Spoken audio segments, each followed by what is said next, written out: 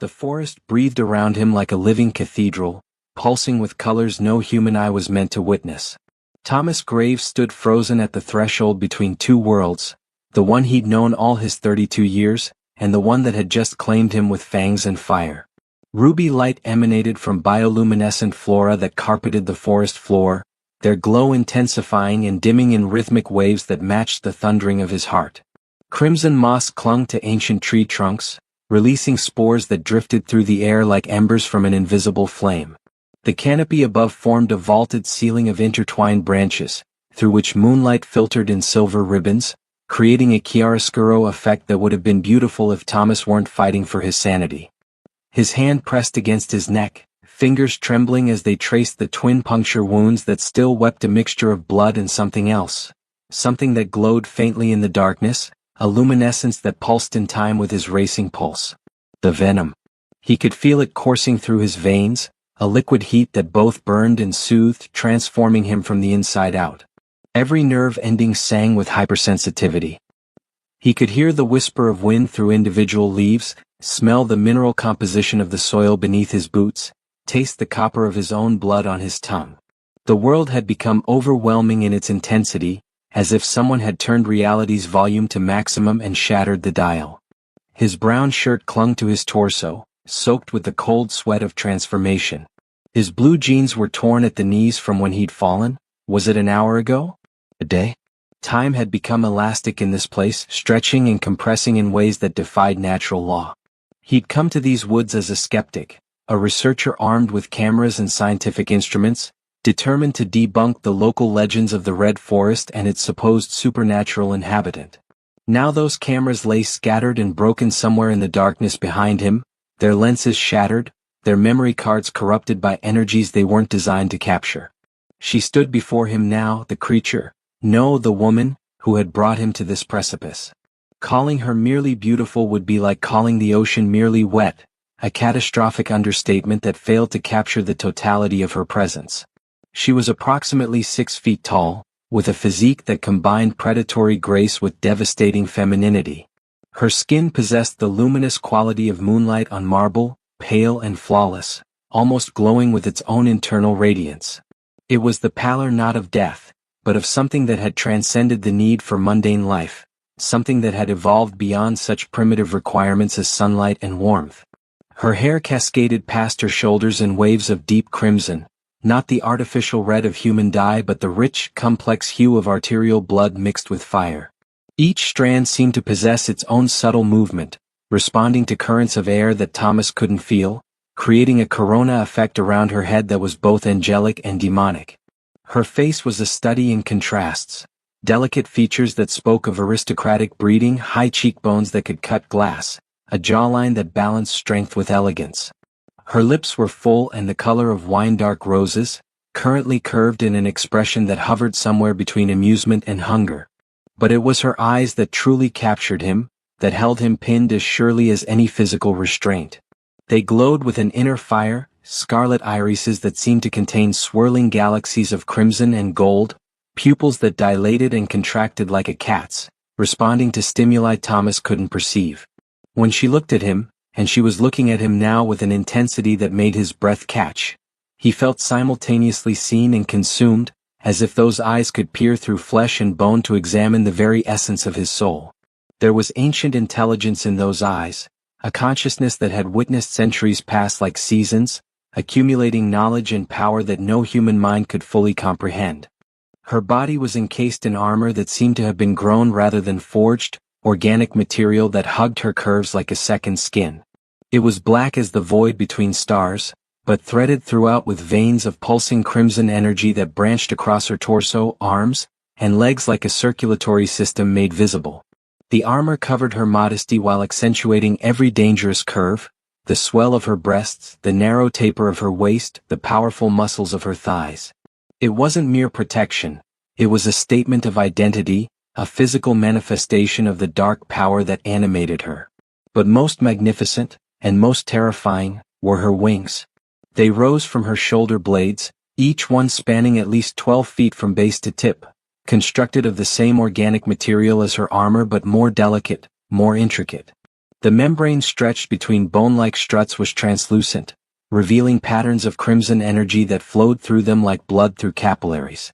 When she moved, the wings shifted slightly, maintaining balance, and Thomas could see how they caught the ambient light, refracting it into subtle spectrum displays that painted the surrounding forest in shifting hues. They marked her as something that had conquered gravity itself, something that could take to the skies like the ancient dragons of mythology. She was taking a step toward him now, one hand rising with deliberate slowness, fingers extending toward his face with predatory grace. Her nails were long and elegant, shaped into points that could probably pierce flesh as easily as her fangs had. Those fangs were visible as her lips parted slightly, two elongated canines that gleamed like polished ivory in the ruby light. They were the instruments of her power, the tools by which she had marked him, claimed him, bound him to whatever fate she had planned. "You survived," she said, her voice a contralto that seemed to resonate in his chest cavity, bypassing his ears to speak directly to his nervous system. There was a faint accent to her words, something ancient and Eastern European, though filtered through so many centuries that it had become unique, belonging to no living culture. "Remarkable. Do you understand how rare that is, Thomas Graves? 1 in 10,000 who receive my venom live through the transformation. 1 in 10,000 possess the strength of will and purity of essence to withstand the remaking." He wanted to step back, to put distance between himself and this impossible being, but his body refused to obey. Whether from the venom's paralytic properties or from some deeper compulsion, he remained rooted in place, his muscles locked in position. His voice, when he found it, came out as a ragged whisper. What did you do to me?" Her lips curved into a fuller smile, revealing more of those deadly fangs. Her hand continued its approach, and he could feel the heat radiating from her palm before it made contact. When her fingers brushed his cheek, it was like being touched by living electricity, every nerve in his face firing simultaneously. His vision blurred and refocused, and for a moment he could have sworn he saw double, his own perception overlaid with hers, seeing himself through her eyes as something precious and necessary. "I've given you a gift," she murmured, her thumb tracing the line of his jaw with possessive tenderness. "And a curse. They are inseparable, the blessing and the burden. My venom now flows through your veins, rewriting your biology at the cellular level. You are no longer entirely human, Thomas, but neither are you vampire. You are something between, something new. A bridge between two species." His mind reeled at the implications. The scientist in him, the part that still functioned despite the sensory overload and existential terror, began cataloging the changes he could feel. Enhanced strength. When he'd instinctively grabbed a branch during his earlier flight through the forest, he'd crushed it to splinters. Heightened senses. He could hear her heartbeat now, a slow steady rhythm that pulsed perhaps once every 5 seconds, so different from his own racing cadence. Altered perception. The world had gained layers of depth and meaning he'd never noticed before, as if a veil had been lifted from reality itself. Why? The question burst from him with more force than he'd intended, his free hand clenching into a fist at his side. "Why me? I'm nobody. Just a researcher, a failed academic chasing folklore.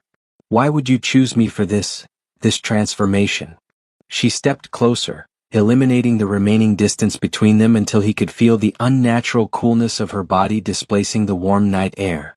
Her wings shifted, curling slightly forward, creating a cocoon around them both that shut out the rest of the forest. Her other hand rose to mirror the first, cradling his face between her palms as she tilted his head back, forcing him to meet those incandescent eyes. "Choice implies randomness," she said softly, each word weighted with significance. "There was no randomness in this, no chance or coincidence. I have walked this earth for 743 years, Thomas Graves.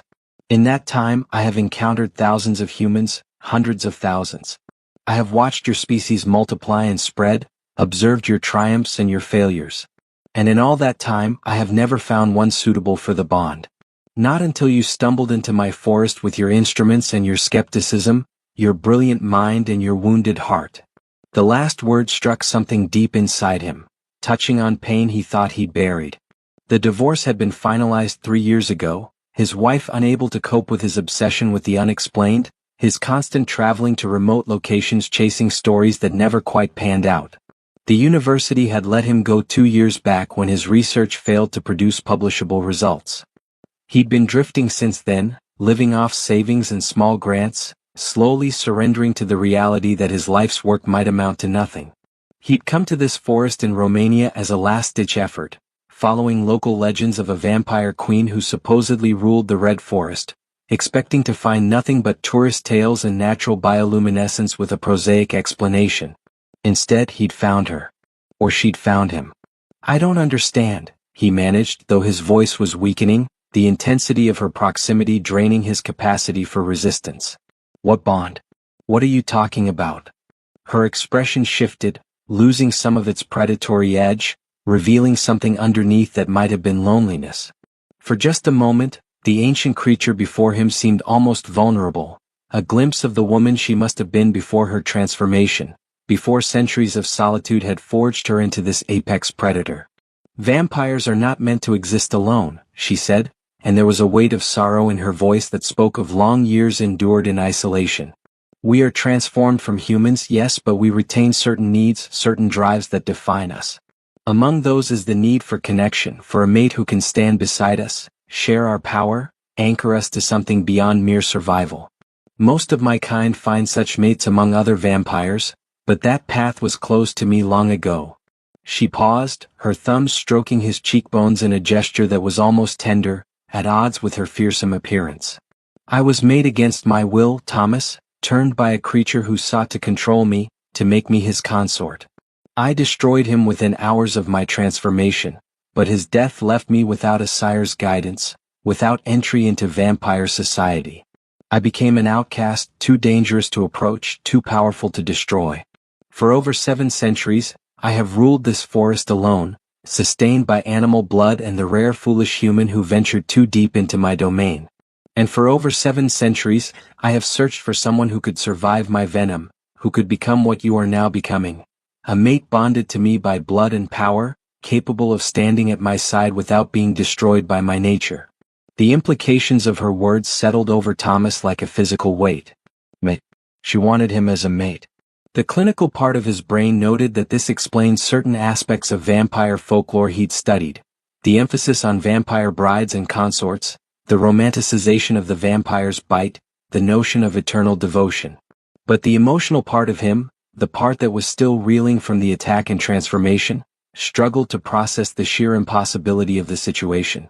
"You can't just decide that," he protested, finding some core of defiance despite his weakened state. "I'm not some prize to be claimed. I have free will. I have a choice in this." Her eyes flashed with something that might have been approval. "Yes," she agreed, surprising him. "Yes, you do have a choice. The venom has transformed you, but it has not enslaved you. You could walk away from this forest, return to your human life, try to live with the changes I've wrought in you. You would struggle, certainly, your enhanced abilities would make normal human existence difficult, and you would find yourself drawn back here, to me, with increasing intensity. But you could resist. You could choose solitude and slow madness over what I'm offering." "And what exactly are you offering?" Thomas asked, trying to ignore the way his body was responding to her proximity, the way the venom in his blood seemed to sing in harmony with her presence. She leaned forward, bringing her lips close to his ear, her breath cool against his skin. "Partnership. Power. A purpose beyond the mundane existence you've been slowly dying in. You came to this forest seeking proof of the supernatural, Thomas Graves. I'm offering you the chance to not just study it, but to become it. To stand beside me as the guardian of this place, to help me maintain the balance between the human world and the old dark things that still lurk in forgotten corners of the earth. To explore the mysteries you've spent your life chasing, not as an outsider with cameras and instruments, but as a being who has transcended the limitations of mortal flesh." Her hand slid from his face down to his neck, fingers tracing the bite marks with possessive gentleness. "And yes," she continued, her voice dropping to a purr that vibrated through his bones, "to be my mate. To share my bed and my power, to stand as my equal in the darkness, to father the child I have been unable to conceive in 7 centuries of isolation. The venom has made you compatible with my biology, Thomas. You are now the only human on Earth who could give me what I have been denied: continuity, legacy, family." The enormity of it staggered him. She wasn't just asking him to stay with her to accept his transformation. She was asking him to rebuild his entire life around her, to abandon his humanity and embrace something wholly other. And more than that, she was revealing her own desperation, her own need that had driven her to this drastic action. She had bitten him not out of hunger or malice, but out of hope. Hope that he would survive, that he would prove compatible, that he might finally end her centuries of solitude. Thomas became aware of his own breathing, rapid and shallow, his heart hammering against his ribs. The Venom's effects were intensifying, bringing with them a rush of sensation that was almost euphoric. He could feel the forest around them, sense the flow of life through the bioluminescent plants, perceive the subtle currents of power that made this place more than just an ordinary woodland. And beneath it all, he could feel her presence like a second sun, burning with dark radiance, pulling at something deep in his transformed biology. "I don't even know your name," he said, the words coming out almost as a laugh, hysteria bubbling up at the absurdity of the situation. "You've bitten me, transformed me, claimed me as your mate, and I don't know what to call you." She pulled back slightly, enough to look into his eyes again, and this time her smile was genuine, warm, almost human. "I have had many names over the centuries," she said. "But the one I was born with, the one my mother gave me in a small village that no longer exists, was Ekaterina. You may call me Kate." "Kate," he repeated, testing the name on his tongue. It seemed too ordinary, too modern for this being of legend and nightmare. But there was something in the way she responded to it, a slight softening of her features, that suggested it meant something to her, connected her to memories of her lost humanity. "And now that we are properly introduced," Kate continued, a hint of amusement in her voice, "you must decide, Thomas Graves. Will you accept the bond? Will you take your place beside me and embrace what you are becoming? Or will you walk away and face the consequences of bearing my venom without my guidance?" She dropped her hands from his face but didn't step back, maintaining the intimate distance between them. Her wings spread slightly, catching the ambient ruby light, creating shadows that danced across both their bodies. The forest seemed to hold its breath, waiting for his answer, the bioluminescent plants dimming as if in anticipation. Thomas looked at her, really looked at her, trying to see past the supernatural beauty and predatory grace to the being underneath. What he found surprised him. Yes, there was danger there, centuries of accumulated power and the capacity for violence that came with being an apex predator. But there was also loneliness, a desperate hunger not for blood but for connection, for someone who could understand the burden of her existence. She had been alone for so long, had survived horrors he couldn't imagine, had maintained her sanity and purpose through sheer force of will. And now she was offering to share that burden, to bring him into her world not as a victim or servant, but as an equal. His old life seemed to telescope away, becoming smaller and less significant with each passing moment. What did he have to return to? An empty apartment in a city that had never felt like home. No family, his parents were long dead and he'd been an only child. No career. His academic reputation was in ruins, his research dismissed as pseudoscience. No relationships. The divorce had effectively isolated him from his former social circle, and he'd been too absorbed in his work to build new connections. He'd been slowly dying long before Kate had sunk her fangs into his neck, drowning in mediocrity and failure, watching his dreams crumble into dust. But here, in this moment, with Venom singing in his blood and an impossible being offering him a purpose, he felt more alive than he had in years. The transformation was terrifying, yes, but it was also exhilarating. He could feel power coiling in his muscles, sense capabilities he'd never possessed, perceive the world with a clarity that made his previous existence seem like living in a fog. And beneath the fear and confusion, there was something else, a pull toward her that felt like recognition, like two pieces of a puzzle finally finding their match. Maybe it was the venom influencing his decision. Maybe it was the loneliness in her eyes calling to the loneliness in his own heart. Maybe it was simple madness, the rational part of his mind breaking under the weight of impossible reality. Or maybe, just maybe, this was what he'd been searching for all along.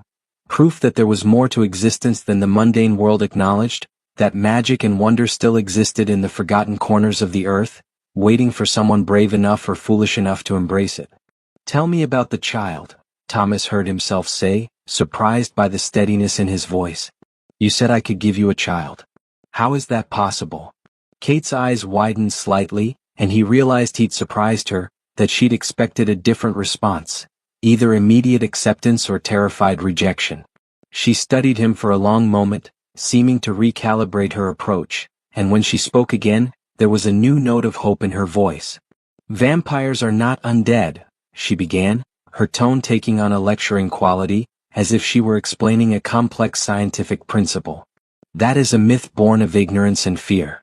We are transformed, evolved into something that no longer requires the same biological processes as humans, but we retain many fundamental functions. Female vampires can conceive, but only with a mate who has been bonded through venom exchange, someone whose biology has been altered to become compatible with ours. It is excessively rare. Most vampires mate with others of their kind, and even then, conception occurs perhaps once in a century of trying. But you are something unique.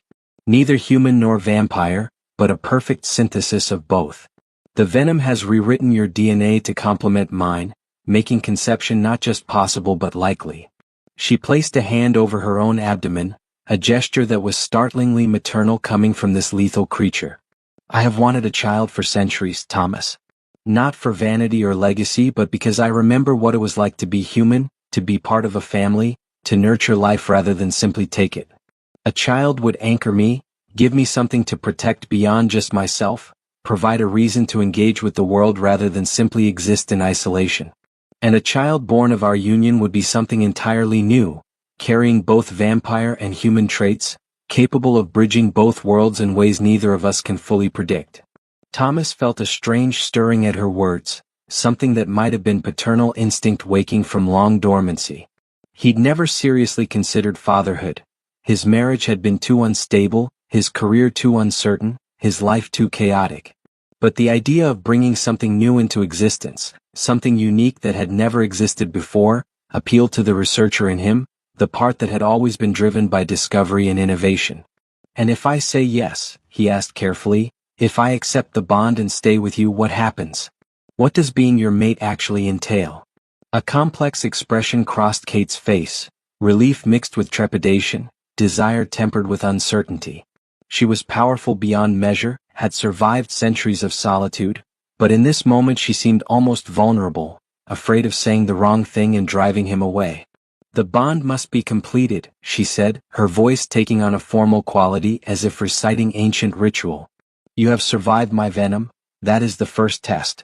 But to truly become my mate, to stabilize your transformation and prevent the madness that would eventually consume you without proper guidance, we must exchange blood in the old way. You must drink from me as I have drunk from you, mingling our essences until your biology fully synchronizes with mine. It is intimate. More intimate than human sexuality, though that is part of it. When vampires bond, we merge not just physically but psychically, creating a connection that transcends normal relationship boundaries. You would be able to sense my emotions, locate me across great distances, draw upon my strength in times of need. And I would have the same access to you." She paused, making sure he understood the gravity of what she was describing. "It is not mind reading exactly, but something close to it. There would be very little privacy between us, especially in the early years while the bond settles. You would feel my hunger, my pleasure, my pain. And I would feel yours. We would become, in some fundamental way, two parts of a single whole." The prospect was both terrifying and intoxicating. To be known so completely, to have someone else's consciousness intertwined with his own, violated every instinct of self-preservation. But it also promised an end to loneliness more complete than he'd ever imagined possible, a connection that would make his failed marriage seem like a superficial acquaintance by comparison. "And after the bond?" he pressed, needing to understand the full scope of what he was considering. "What would our life be like? Would I be trapped in this forest forever? What about the rest of the world?" Kate's expression softened, and she gestured toward the glowing forest around them. "This is my sanctuary, yes, but not a prison. As my mate, you would share my power, gain abilities that would make the human world seem small and limiting.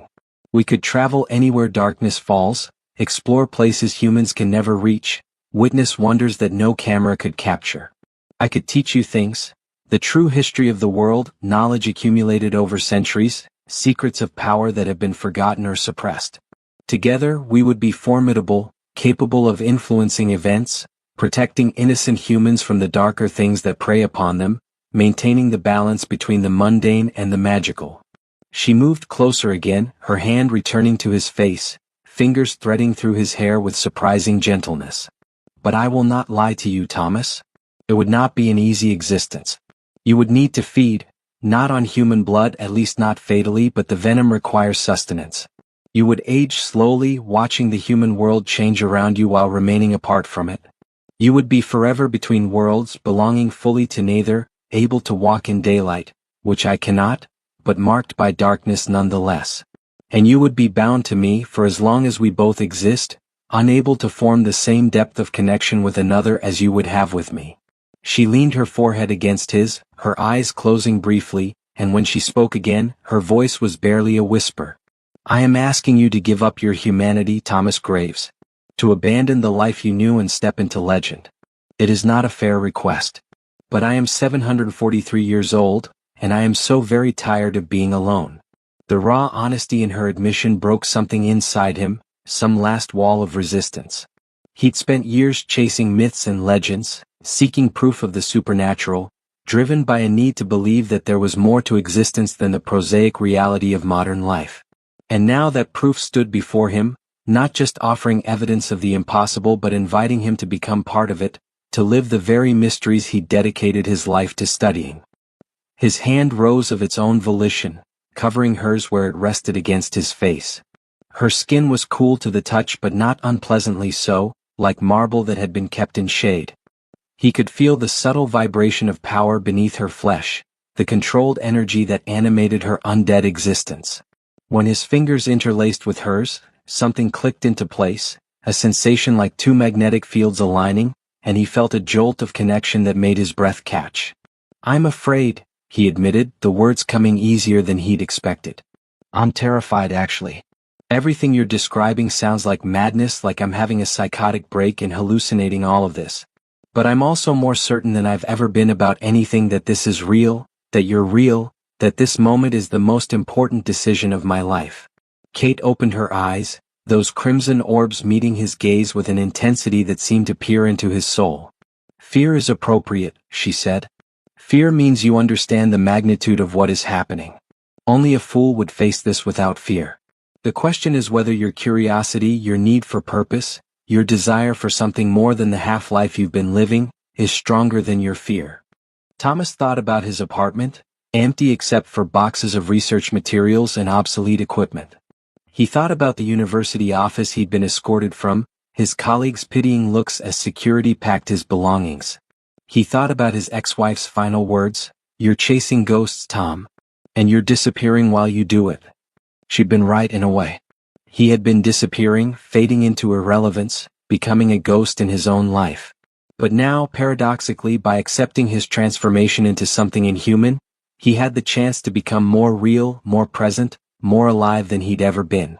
Teach me, he said finally, the words emerging with surprising firmness. Show me how to complete the bond. I choose this. I choose you. I choose to become something more than what I was. The transformation in Kate's expression was immediate and profound. The predatory mask she'd been wearing dropped away, revealing joy so pure and intense that it almost hurt to witness. She had been prepared for rejection, had armored herself against the possibility that he would refuse, and his acceptance seemed to catch her completely off guard. For a moment, she looked exactly like what she'd once been, a young woman experiencing happiness for the first time in centuries, vulnerable and luminous with hope. Then she was moving, her arms encircling him, pulling him close with strength that should have crushed bones but was carefully controlled to merely embrace. Her wings swept forward, cocooning them completely, shutting out the forest and the world beyond. In the sudden intimacy of that enclosed space, with her body pressed against his and her face buried against his neck, right over the bite marks she'd left, Thomas felt the final barriers between them dissolve. "Thank you," she whispered against his skin, and he could feel moisture there, cool tears tracking down his neck. A vampire crying. The impossibility of it made his own eyes burn in sympathetic response. "Thank you for not making me wait another 7 centuries. Thank you for being brave enough or foolish enough to say yes." Thomas held her, this ancient creature who was somehow also a lonely woman, and felt the rightness of the moment settle into his bones. The venom in his blood seemed to surge in response to their proximity, recognizing its source, reaching toward her like a plant growing toward light. His enhanced senses detected the subtle changes in her body, her heartbeat accelerating from its usual slow pace, her skin warming slightly where they touched, pheromones releasing that called to something primal in his transformed biology. "What do I need to do?" he asked, his hands moving of their own accord, sliding up her back, careful not to disturb the base of her wings where they connected to her shoulder blades. The armor she wore felt organic under his touch, shifting slightly to accommodate his exploration, as if it were part of her rather than something she'd put on. Kate pulled back just far enough to look at him, her hands framing his face again, thumbs brushing away tears he hadn't realized he'd shed. "The ritual is simple but profound," she said, her voice taking on that formal tone again.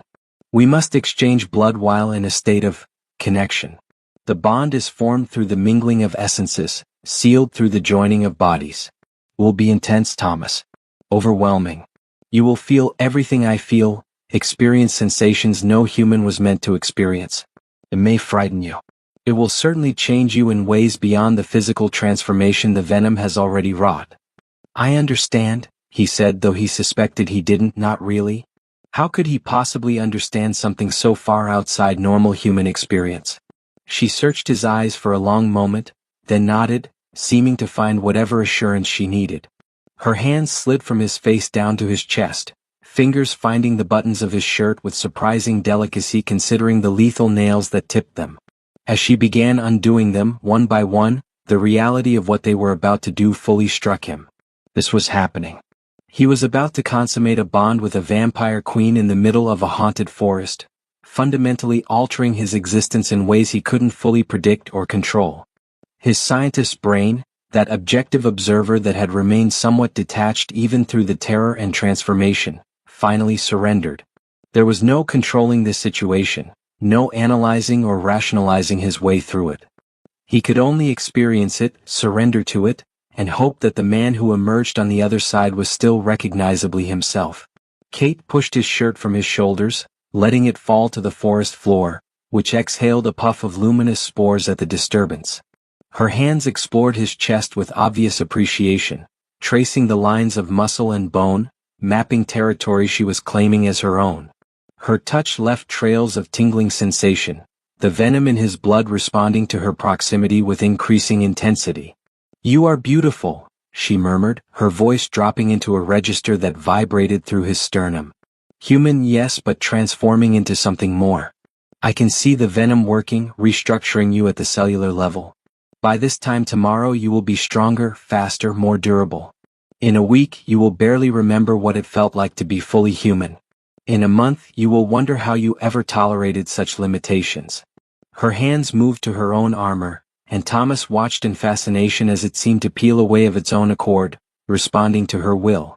The black material liquefied and flowed, retracting from her torso and dissolving into nothingness, revealing pale luminous skin beneath. Her body was a masterwork of feminine power, full breasts, narrow waist, the subtle definition of muscle beneath smooth skin. She was both sculpture and living being, beautiful in a way that transcended mere aesthetic appeal and entered the realm of the numinous. Thomas reached for her, his hands trembling slightly as they made contact with her bare skin. She was cooler than a human woman would be, but not uncomfortably so, her body temperature reflecting her altered metabolism. Under his palms, he could feel the slow steady beat of her heart, that inhuman rhythm that pulsed once every 5 seconds, patient and eternal. Her skin was impossibly smooth, unmarred by blemish or scar, as if her body had been perfected by centuries of vampiric existence.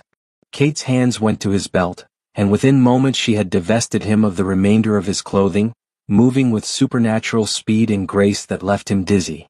Then they were skin to skin, the coolness of her body a pleasant contrast to his own feverish heat, the venom-induced transformation making his temperature run higher than normal. Her arms wrapped around him again, and she guided them down to the forest floor, which seemed to soften beneath them, the bioluminescent moss creating a bed that pulsed with ruby light. She straddled him, her wings spreading wide above them like a canopy, and for a moment she simply looked at him, drinking in the sight with eyes that glowed like embers. "Are you ready, Thomas Graves?" she asked, her voice soft but laced with power. "Once we begin, there is no stopping until the bond is complete. You will be mine, and I will be yours, bound by blood and venom for as long as we both shall exist." "I'm ready," he said, and meant it, fear and anticipation twining together into something that felt like destiny. Kate leaned down, her lips finding his in a kiss that was surprisingly gentle despite the fangs. Her mouth tasted of copper and something else, something dark and sweet that might have been old wine or ancient blood. As they kissed, he felt her fangs graze his lower lip, breaking the skin, and she pulled back with a soft gasp. "Your blood," she whispered, her eyes widening. "It's already changing. I can taste the venom, the transformation. You're accepting it completely, not fighting it. Oh, Thomas, do you know how rare that is? Most humans resist the change and it kills them or drives them mad. But you're embracing it, letting it remake you." She looked almost awestruck, and he realized she hadn't truly believed he would survive until this moment, when she could taste the proof of his transformation on her tongue. Then she was moving, her body joining with his in a motion that was both intensely physical and something more, something that seemed to happen on multiple levels of reality simultaneously. Thomas gasped at the sensation, his hands gripping her hips, feeling the play of muscle beneath silk-smooth skin. The pleasure was immediate and overwhelming, his transformed nervous system amplifying every sensation to nearly unbearable intensity. But that was just the beginning. As their bodies moved together, finding a rhythm that seemed choreographed by instinct, Kate brought her wrist to her mouth and bit down, her fangs piercing her own flesh. Dark blood welled from the wound, not the bright red of human blood but something richer, almost black, threaded through with veins of crimson light that pulsed with power. "Drink," she commanded, offering her bleeding wrist to his mouth. "Take my essence into yourself and complete the bond." Thomas hesitated for only a heartbeat before pressing his lips to the wound. The taste that flooded his mouth was indescribable, copper and iron, yes, but also something like cinnamon and smoke, power and darkness concentrated into liquid form. It burned going down, a pleasant fire that spread from his throat through his chest and into his limbs. He could feel it mixing with the venom already in his system, creating a reaction that was almost alchemical, fundamentally altering his biology in ways that went beyond the initial transformation. And then the bond snapped into place and Thomas's mind exploded outward, suddenly perceiving not just his own consciousness but hers as well. He felt her pleasure, her relief, her joy, her desperate hope that this would work, that he wouldn't reject her even now. He experienced 7 centuries of loneliness compressed into a single devastating moment, understood the weight of existence that she'd carried alone for so long. He saw glimpses of her past, a small village, a young woman with hope in her eyes, an attack in darkness, transformation and horror, the first time she'd killed, the century that followed as she learned to control her hunger and power, the slow accumulation of years into decades into centuries until time itself became almost meaningless. At the same time she was experiencing him, his childhood, his failed marriage, his slow surrender to despair and obscurity, his desperate need to believe in something beyond the mundane world. She felt his fear and his courage, his grief and his hope, his capacity for love that had been dormant for so long it had almost atrophied. She saw the man beneath the surface, the person he'd wanted to be but had never had the opportunity to become, and in her mind he felt her acceptance, her embrace of every flaw and failure that made him human. The physical pleasure and the psychic connection amplified each other, creating a feedback loop that spiraled towards something that was more than orgasm, more than mere ecstasy. Thomas felt himself dissolving, his identity merging with hers, boundaries becoming meaningless as they truly became 2 parts of a single being. He was Thomas and Kate, male and female, human and vampire, 700 years of loneliness and 32 years of disappointment, ending simultaneously in this moment of absolute union. The forest exploded around them, every bioluminescent plant flaring to maximum brightness at once, responding to the surge of power being generated by the bond.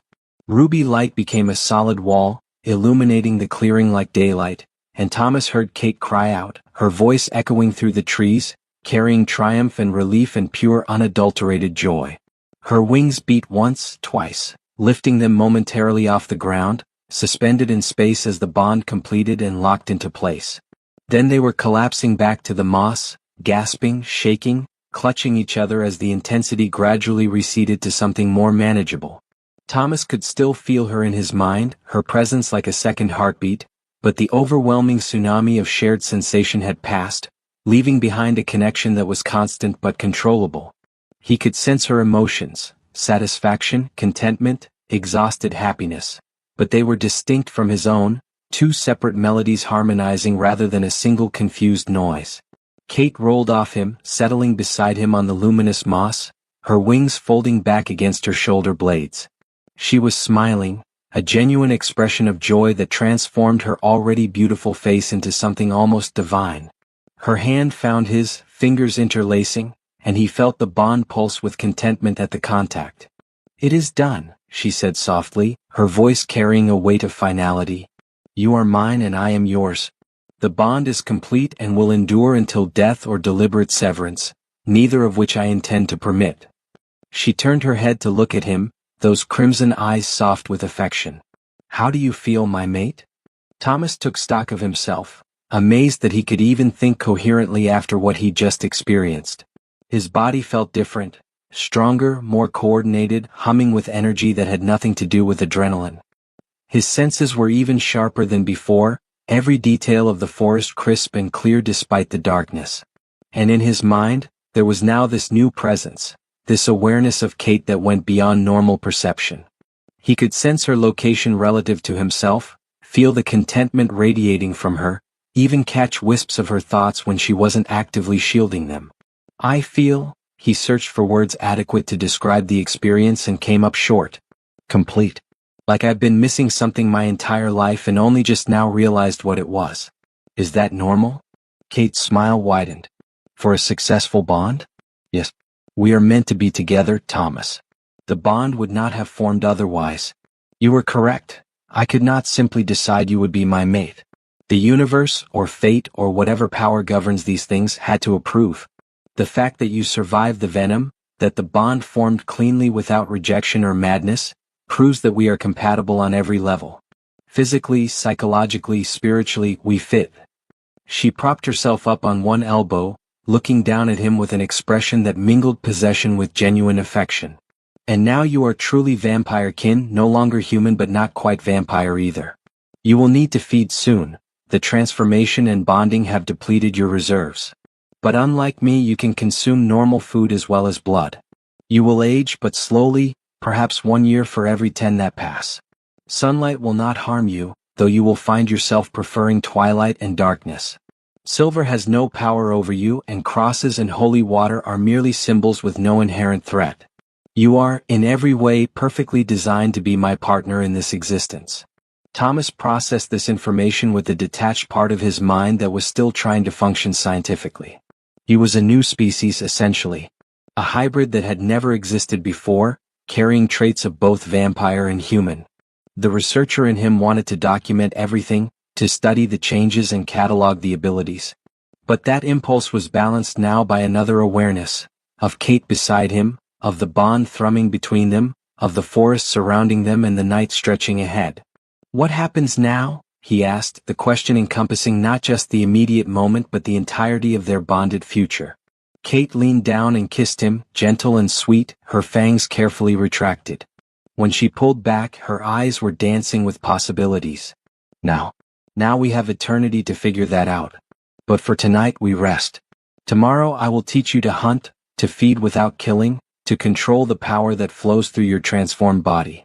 In the coming weeks I will show you my world, the hidden places where magic still thrives, the old powers that lurk in shadows, the other supernatural beings who have learned to coexist with humanity's dominance.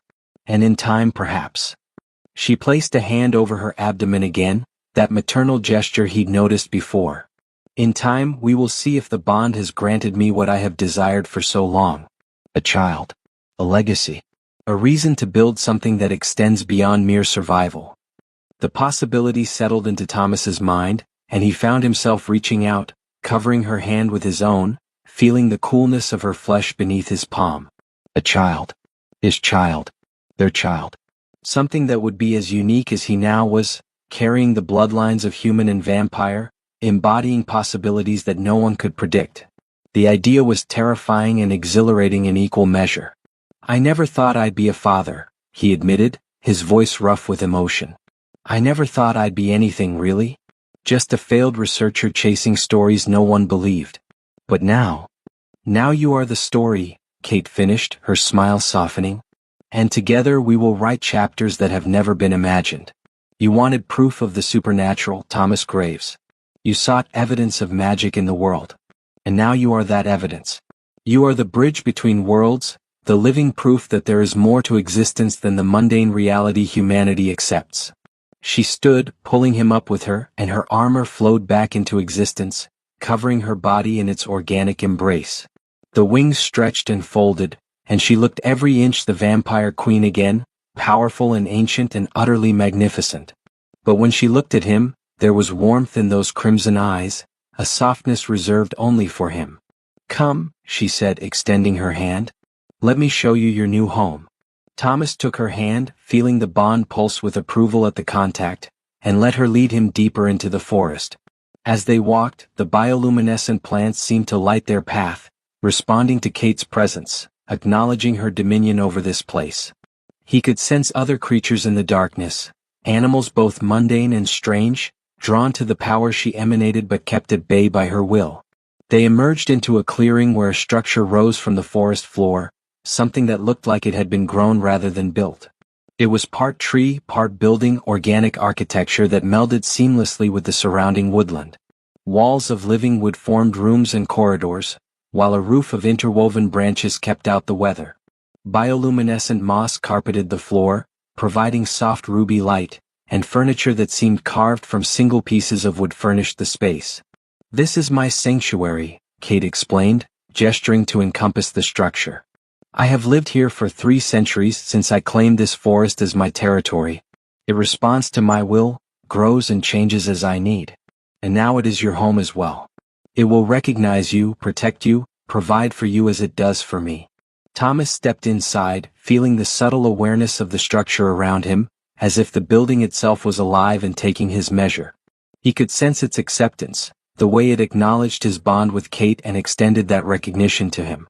A doorway opened in the far wall, revealing a chamber that looked like it had just been created, furnished simply but comfortably, clearly intended as his personal space. "I thought you might want somewhere that is yours alone," Kate said, following his gaze. "The bond is strong, but even mates need solitude sometimes. This room will be your refuge when you need distance. I will not enter without invitation." The consideration in the gesture touched him deeply. She was powerful beyond measure, could have claimed complete control over him, but instead she was ensuring he maintained autonomy. It spoke to the kind of mate she intended to be, possessive, yes, but not controlling. Connected but not consuming. "Thank you," he said, meaning it profoundly. "For all of this.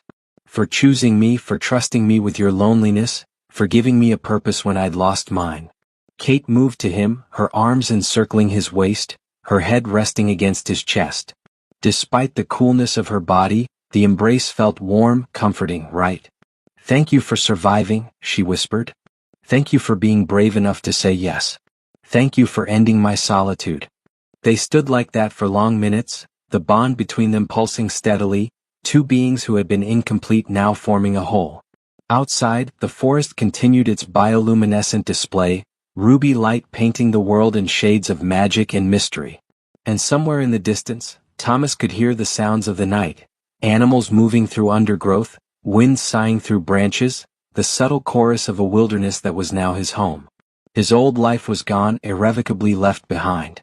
Thomas Graves, the failed researcher, the divorced academic, the man slowly disappearing into obscurity, that person was dead, killed by vampire venom and rebirth through blood and bond. But someone new had emerged to take his place, someone with purpose and power, someone who had found belonging in the most impossible of circumstances. He was vampire-kin now, mate to an ancient queen, guardian of a magical forest, father-to-be of something entirely new. The future stretched ahead, vast and unknown, filled with dangers he couldn't predict and wonders he could barely imagine. But he wouldn't face it alone. Kate was with him, bound to him, as committed to their partnership as he was coming to be. The venom in his blood sang with contentment, recognizing its source and destination, understanding that he had found exactly where he belonged. And in his mind, through the bond, he could feel Kate's matching satisfaction, her joy at finally having someone to share her existence with, her hope for what they might build together. "What do we do now?" he asked again, the question taking on new meaning in this moment of domesticity after the intensity of the bonding. Kate pulled back, looking up at him with a mischievous smile that made her look suddenly much younger than her centuries. Now I teach you the first and most important lesson of your new existence." She took his hand and led him toward another chamber, where a bed of moss and silk waited in the ruby-lit dimness. "We rest, we recover, and we enjoy the fact that we are no longer alone. The rest, the hunting, the training, the grand adventures, can wait for tomorrow. Tonight is ours." She pulled him down into the softness, her wings creating a canopy over them both, shutting out the world. Her body pressed against his, cool and perfect, and through the bond he felt her contentment, her relief, her determination to simply be with him in this moment without thought for past or future. Thomas wrapped his arms around her, feeling the rightness of it settle into his bones. Tomorrow would bring challenges, he knew. He would need to learn to control his new abilities, to navigate the supernatural world he'd been inducted into, to figure out what being vampire-kin truly meant. There would be difficulties and dangers, tests of his resolve and his transformed nature. But tomorrow could wait. Tonight, he had Kate in his arms, the bond thrumming steadily between them, and the certain knowledge that he had found what he'd been searching for his entire life, proof of magic, purpose in darkness, and someone who had chosen him not despite his flaws but because of who he fundamentally was. In the forest outside, the bioluminescent plants pulsed in gentle rhythm, celebrating the completion of the bond, acknowledging the birth of something new. And as Thomas drifted toward sleep, his consciousness still intertwined with Kate's, he smiled into the darkness, understanding at last that sometimes the greatest discoveries came not from seeking answers, but from being brave enough to become the answer yourself. The vampire queen and her bonded mate rested in the heart of the red forest, their entwined forms creating shadows in the ruby light, their joined existence a promise of things to come. The night embraced them, the forest protected them, and the bond between them grew stronger with each shared heartbeat. Somewhere in that twilight space between waking and dreaming, Thomas Graves ceased to exist, and someone entirely new took his place. Someone with a mate, a purpose, and an eternity of possibilities stretching ahead. And in the morning, when he woke to find Kate watching him with those luminous crimson eyes, her smile soft with affection and her hand resting possessively over his heart, he would not regret the choice that brought him here. He would face his new existence with courage, curiosity, and the certain knowledge that he had finally, against all odds, found exactly where he belonged. The Venom bond was complete. The story had just begun. And in the depths of the red forest, two souls entwined by blood and destiny prepared to face eternity together, partners in darkness, guardians of magic, and proof that love could bloom even in the most impossible of circumstances.